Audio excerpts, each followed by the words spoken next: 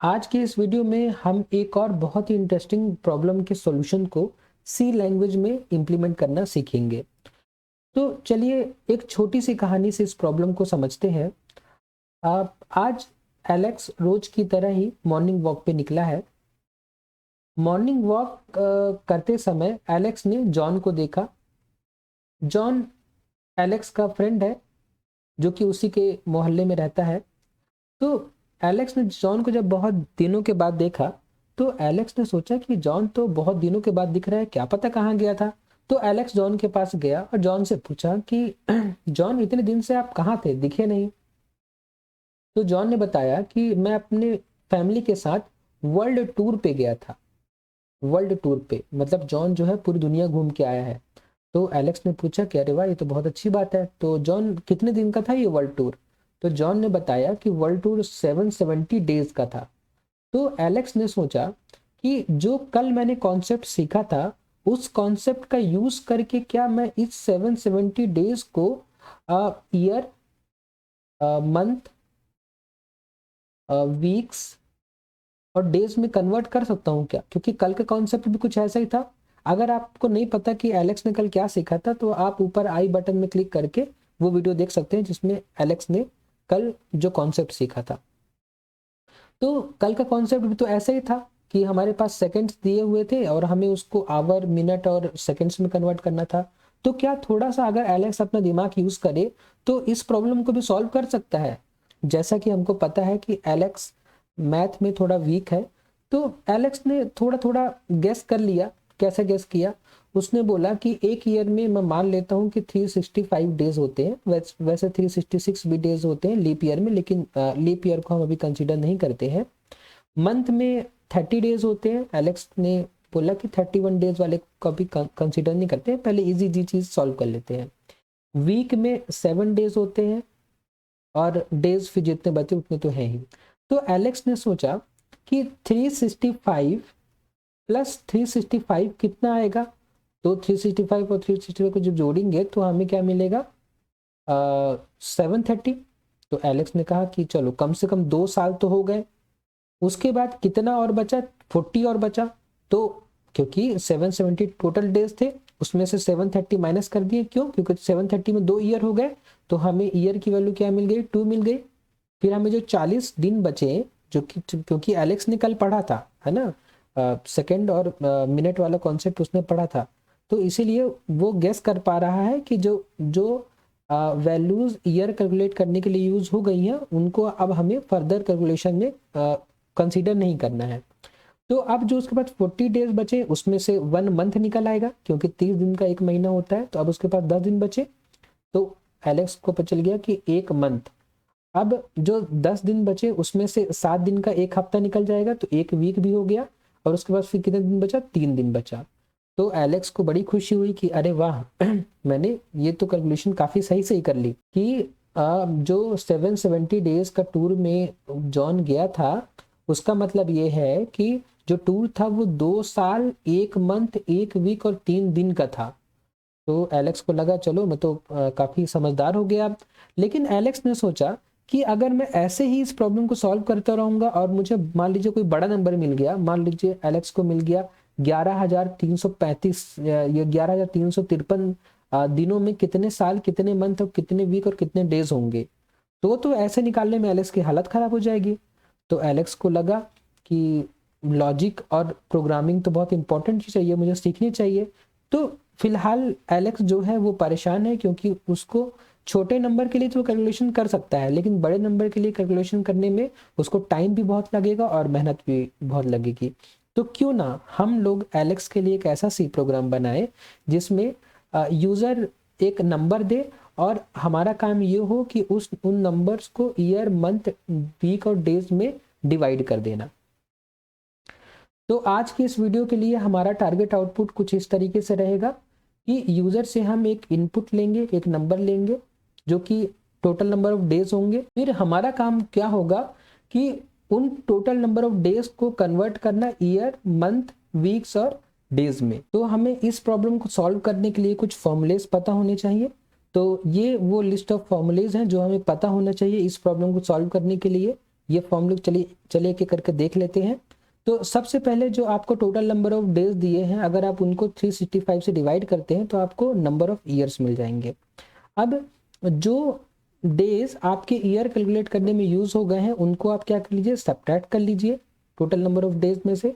तो जो बचे हुए दिन हैं अगर उनको आप 30 से डिवाइड कर देंगे तो आपको टोटल नंबर ऑफ मंथ्स मिल जाएंगे। फिर जो डेज मंथ कैलकुलेट करने के लिए यूज हुए हैं आप उनको टोटल नंबर ऑफ डेज से सब्ट्रैक्ट कर दीजिए तो आपको क्या मिल जाएगा। फिर जब आप उन दिनों को डिवाइड करेंगे 7 से तो आपको टोटल नंबर ऑफ वीक्स मिल जाएंगे।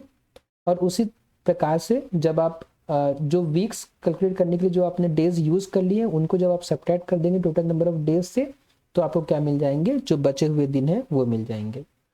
तो ये फॉर्मूला है इस प्रॉब्लम को सॉल्व करने का। आई होप कि ये फॉर्मूला आपको समझ में आ रहा होगा। अगर कुछ डाउट है तो आप मुझे कमेंट बॉक्स में बताइए। और अगर आपको ये फॉर्मूला समझ में आ गया है तो आप प्लीज़ खुद से एक बार इस प्रॉब्लम को सॉल्व करने की कोशिश कीजिए, उसके बाद आप इस वीडियो को कंटिन्यू करिए। तो हम अपने कोड ब्लॉक्स पे आ गए हैं, अब हम इस प्रॉब्लम को इम्प्लीमेंट करेंगे। तो इस प्रॉब्लम की इम्प्लीमेंटेशन के लिए हमें सबसे पहले वेरिएबल डिक्लेयर करने पड़ेंगे। तो हम वेरिएबल्स ले लेते हैं। सबसे पहले ईयर्स, मंथ्स, वीक्स और डेज। और एक और वेरिएबल ले लेते हैं टोटल नंबर ऑफ डेज नाम का। देखिए अगर मैं ये जो टोटल नंबर ऑफ डेज वाला वेरिएबल है इसको मैं सिंपली n नाम का भी ले सकता हूँ, ओके। लेकिन मैं आपको यहाँ पे दिखाना चाहता हूँ कि मान लीजिए कि आपको कोई वेरिएबल का नाम बहुत बड़ा रखना हो तो आप उसको कैसे डिक्लेयर करेंगे। तो मान लीजिए मुझे एक वेरिएबल बनाना हो टोटल नंबर ऑफ डेज का, तो मैं उसको कैसे बनाऊंगा, total underscore number underscore of underscore days, okay. क्योंकि अगर आप स्पेस लगा देंगे तो एरर आ जाएगी, अगर आप कॉमा लगा देंगे तो वेरिएबल से अलग अलग हो जाएंगे। तो इसीलिए अगर आपको एक ऐसा वेरिएबल का नाम आपको यूज करना है जो थोड़ा बड़ा है तो आप अंडरस्कोर लगा के उस वेरिएबल का नाम आप यूज कर सकते हैं, टोटल नंबर ऑफ डेज। ये हम लेंगे यूजर से इनपुट में। और ये सारे ही वेरिएबल जो होंगे इंटीजर टाइप के होंगे। अब हम क्या करते हैं, यूजर से इनपुट लेते हैं। तो इनपुट लेने के लिए हमें यूजर को मैसेज दिखाना पड़ेगा। हम यूजर को क्या मैसेज देंगे कि हम यूजर को बोलेंगे कि please enter the total number of days. तो अब जब user total number of days enter करेगा तो हम उसको स्कैन ऑफ करके क्या कर लेंगे, उसको इनपुट ले लेंगे %d। और कौन से वेरिएबल में हमें लेना है, टोटल। देखिए ये अपने आप सजेशन में आ गया तो मैं एंटर कर दूंगा तो ये खुद से ही लिख जाएगा, मुझे बार बार इसको टाइप करने की जरूरत नहीं पड़ेगी। अब देखिए मैंने टोटल नंबर ऑफ डेज क्या कर लिया, यूजर से इनपुट ले लिया। अब मुझे क्या करना है, ईयर कैलकुलेट करना है। तो ईयर्स कैलकुलेट करने के लिए मैं क्या करूंगा, जो मेरा टोटल नंबर ऑफ डेज है उसको मैं डिवाइड कर दूंगा 365 से। मैं ये मान के चल रहा हूँ इस प्रोग्राम में कि ईयर में 365 डेज होते हैं और मंथ में 30 डेज होते हैं। हम 366 और 31 डेज मान के भी कर सकते हैं, लेकिन उसके लिए हमें इफ एल्स का कॉन्सेप्ट सीखना पड़ेगा जो अभी मैंने थ्योरी में नहीं बताया। इसलिए फिलहाल इस वीडियो में मैं आपके लिए बस ये मान के चल रहा हूँ कि ईयर में 365 डेज होते हैं और मंथ में 30 डेज होते हैं, ताकि अपनी कैलकुलेशन जो है स्ट्रेट फॉरवर्ड हो सके। इस फॉर्मूले से हमें ईयर्स मिल जाएगा। तो अब हमें क्या करना है कि जो डेज ईयर के लिए यूज हुए हैं, ईयर कैलकुलेट करने के लिए यूज हुए हैं, उन डेज को हम क्या कर दे, माइनस कर दे टोटल नंबर ऑफ डेज में से। देखिए कैसे करेंगे, टोटल नंबर ऑफ डेज में से मैं माइनस कर दूं उन दिनों को जो ईयर्स को कैलकुलेट करने के लिए यूज हुए हैं। तो आप देखिए मान लीजिए हमारे ईयर की वैल्यू अगर 2 होती तो 2 × 365 वो दिन हो जाते हैं जो ईयर को कैलकुलेट करने के लिए यूज हुए हैं। तो उतना सब्ट्रैक्ट होता है टोटल नंबर ऑफ डेज से, और इसका जो आंसर होता है सब्ट्रैक्ट करने के बाद वो टोटल नंबर ऑफ डेज नाम के वेरिएबल में इधर साइड आके स्टोर हो जाता। आई होप कि समझ में आ रहा होगा हमने क्या किया है अभी, कि टोटल नंबर ऑफ डेज में से हमने वो उन दिनों को हमने सब्ट्रैक्ट कर दिया है जो कि ईयर्स के कैलकुलेशन में यूज हो चुके हैं। और हमने जब ये लिखा है इसका मतलब ये हुआ कि हमने इस वेरिएबल की जो वैल्यू थी उसमें से इतना माइनस कर दिया है, और जो माइनस होने के बाद जो आंसर आएगा वो इसी नाम की वेरिएबल में स्टोर हो जाएगा। अब टोटल नंबर ऑफ डेज में वो दिन बचे हैं जो ईयर कैलकुलेट करने के बाद जो दिन बचते हैं उतने दिन बचे हैं बस टोटल नंबर ऑफ डेज में से। तो अब हम क्या करेंगे, मंथ्स को कैलकुलेट करने के लिए हम क्या करेंगे, टोटल नंबर ऑफ डेज में डिवाइड कर देंगे 30 का, तो हमें क्या मिल जाएगा, नंबर ऑफ मंथ्स मिल जाएंगे। उसके बाद हम वही काम करेंगे जो हमने यहाँ पे किया था कि हम टोटल नंबर ऑफ डेज में से उन दिनों को सब्ट्रैक्ट कर देंगे जो मंथ्स के कैलकुलेशन में यूज हुए हैं। तो यहाँ पे मैं ईयर्स की जगह क्या कर दूंगा, मंथ्स मल्टीप्लाइड बाई 30। ओके, अब उसके बाद हमें वीक्स कैलकुलेट करने हैं। तो वीक कैलकुलेट करने के लिए मैं क्या करूंगा, लिखूंगा यहाँ पे weeks is equal to total number of days divide by 7। अब उसके बाद फिर वही काम मैं करूंगा, टोटल नंबर ऑफ डेज में से वो डेज को माइनस कर दूंगा जो कि वीक्स के कैलकुलेशन में यूज हुए हैं। तो यहाँ पे मैं मंथ्स क्या कर दूंगा, वीक्स कर दूंगा मल्टीप्लाइड बाई 7। अब उसके बाद जब हमने इन दिनों में से जो वीक्स के लिए कैलकुलेशन में जो दिन यूज हुए उनको भी सब्ट्रैक्ट कर दिया, तो अब हमारे पास जो बचा है वो सिर्फ डेज ही बचा है। तो डेज की वैल्यू कैलकुलेट करने की हमें ज़्यादा जरूरत नहीं है, हमारे पास जो ये वैल्यू बची है ये डेज ही है।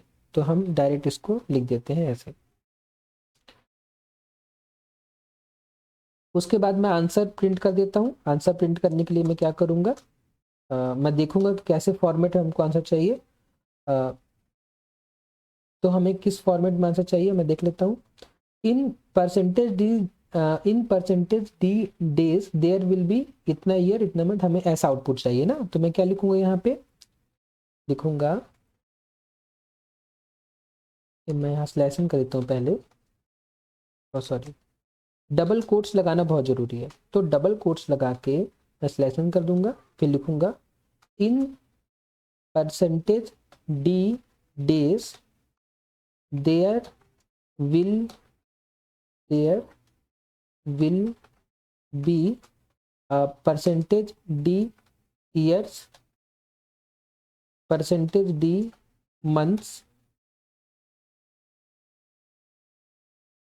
Percentage d weeks and percentage d days. Okay, slashing कर दे। उसके बाद अब हमें क्या करना है, अब हमें सारे वेरिएबल्स सारी वैल्यूज के लिए वेरिएबल लिखना है। तो इस परसेंटेज डी का मतलब क्या होगा, इस परसेंटेज डी का मतलब होगा, आप देखिए यहाँ पे एक गड़बड़ होगी। ठीक, मैं आपको पहले ही बता देता हूँ, यहाँ पे एक गड़बड़ होगी कि देखिए टोटल नंबर ऑफ डेज जो यूजर ने दिया था वो तो अब यहाँ पे मॉडिफाई हो चुका। हमने टोटल नंबर ऑफ डेज को एक बार यहाँ पे मॉडिफाई किया, एक बार यहाँ पे मॉडिफाई किया, एक बार यहाँ पे मॉडिफाई किया। तो अब ये टोटल नंबर ऑफ डेज तो वो नहीं रहेगा जो यूजर ने दिया था। तो अगर हम यहाँ पे टोटल नंबर ऑफ डेज लिख देंगे, ठीक है, फिर हम यहाँ पे क्या लिख दें, ईयर मंथ्स और वीक्स और डेज लिख दें, तो हमारा आंसर बाकी सब तो ठीक है, लेकिन एक जगह गलत हो जाएगा। कहाँ पे गलत हो जाएगा, हमारा यहाँ पे आंसर आएगा इन परसेंटेज डी। परसेंटेज डी मतलब क्या हो जाएगा, जो डेज और टोटल नंबर ऑफ डेज उनकी वैल्यू बराबर हो गई, क्योंकि हमने टोटल नंबर ऑफ डेज को कई बार मॉडिफाई कर दिया है। तो फिलहाल हमारा आंसर यहाँ पे थोड़ा सा गलत आएगा, हम जो चाहते हैं वैसा नहीं आएगा। एक बार मैं आपको रन करके दिखा देता हूँ। जब आप इसको रन करेंगे तो आपको कुछ इस तरीके से आउटपुट मिलेगा। मैंने डेज में 770 किया। उसके बाद देखिए in 3 days there will be 2 years, तो ये गलत है ना, यहाँ 3 तो नहीं आना चाहिए। क्यों, क्योंकि हमें तो यहाँ पे आना चाहिए इन 770 डेज देयर विल बी, ऐसा आना चाहिए। तो हमें उसके लिए क्या करना पड़ेगा, जब हमने यूजर से ये नंबर लिया, हमें इस नंबर को मॉडिफाई करने से पहले किसी और वेरिएबल में सेव कर लेना चाहिए था, ताकि हमें रियल वैल्यू पता रहे लास्ट में कि हमारे पास टोटल कितने दिन थे। देखिए मैं क्या बोलना चाह रहा हूँ कि यहाँ पे हम एक और वेरिएबल देंगे n नाम का, और इस n में हम सेव कर देंगे जो यूजर ने हमको दिया है, ताकि हम एक वैल्यू को मॉडिफाई कर सके और एक वैल्यू हमारे पास सेफ रखी हो। हमने यहाँ पे अब जो नीचे मॉडिफिकेशन किया है वो टोटल नंबर ऑफ डेज में किया है, लेकिन हमने n को मॉडिफाई नहीं किया है। तो अब हम यहाँ पे क्या कर सकते हैं कि टोटल नंबर ऑफ डेज की जगह n रख सकते हैं। उससे क्या होगा कि हमारा जो आंसर है वो सही आएगा। अब देखिए ये स्पेस मैं यहाँ से हटा देता हूँ, मैं इसको रन किया। अब देखिए मैं एंटर करता हूँ 770। देखिए in 770 days there will be 2 years 1 month 1 week and 3 days। आप किसी भी इनपुट के लिए प्रोग्राम रन कर सकते हैं। मैं कोई थोड़ा सा बड़ा इनपुट लेता हूँ, जैसे मैंने आपको एग्जांपल बताया था। मान लीजिए मैंने 11,568 दिन दिया। ओके, तो आप इसमें देखिए in 11,568 days there will be 31 years 8 month 1 week and 6 days। तो आई होप कि ये वीडियो आपको काफ़ी अच्छे समझ में आया होगा, ये प्रोग्राम आपको काफ़ी अच्छे समझ में आया होगा। लेकिन फिर भी अगर आपको इस प्रोग्राम में कोई डाउट है तो आप प्लीज़ मुझे कमेंट बॉक्स में बताइए। मैं पूरी कोशिश करूँगा आपके सारे डाउट्स को सॉल्व करने के लिए। नेक्स्ट वीडियो में हम फिर मिलेंगे ऐसे एक इंटरेस्टिंग प्रॉब्लम के साथ। तब तक के लिए थैंक्स फॉर वॉचिंग।